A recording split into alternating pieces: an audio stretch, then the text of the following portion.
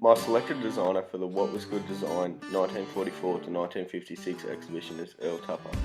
Tupper was born July 28, 1907 in Berlin, New Hampshire, where his family ran a farm and greenhouses. After graduating high school in 1925, aged 17, Tupper worked in the family business until the age of 19.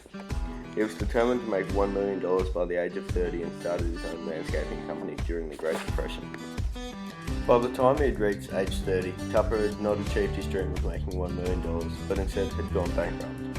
In 1937, Tupper began working at the DuPont plastics plant, where he only worked for a single year. By 1938, Tupper experimented with polyethylene slag, a waste product of the oil refining process. The slag was a hard, black, unworkable substance. He was able to produce a translucent, flexible, non-toxic plastic. Tupper's version of the plastic would become known as poly-T. Also during this time, Tupper started the Earl S. Tupper Company. By 1945, the Earl S. Tupper Company, led by Tupper himself, produced a range of airtight containers using poly-T plastic, which are now known worldwide as Tupperware. Tupperware became a booming success through its home parties, and in 1958, Tupper sold Tupperware to Rexall, a pharmaceutical company. Tupper retired in 1973 and moved to Costa Rica, where he died in 1983, aged 76. A major part of the success of Tupperware was the way it was sold. Tupperware generated most of its early revenue through its home parties, where a sales rep would explain individual products. Much like the design itself, this had rarely been done before and was quite successful. The work of Tupper displayed in the What Was Good Design exhibition was a range of early Tupperware containers, including a pitcher and creamer, drinking cups, tumblers, and a popsicle mold. Dieter Rams' principles of good design suggest that good design is innovative, useful, understandable, long-lasting, and environmentally friendly.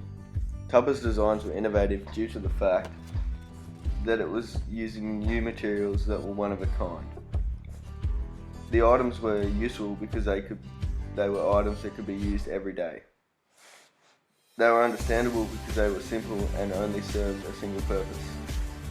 The designs were long-lasting and environmentally friendly because it could be used again and again, and there was nothing else like them in that field.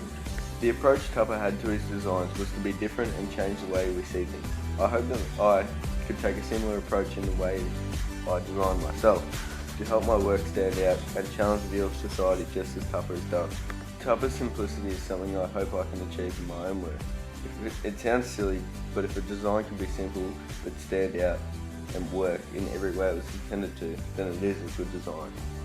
In 2010, Tupperware generated $2.3 billion revenue. This is something every designer can aspire to. If you can design something and over 50 years later, that design is still being used and being sold for billions of dollars, then it is a good design.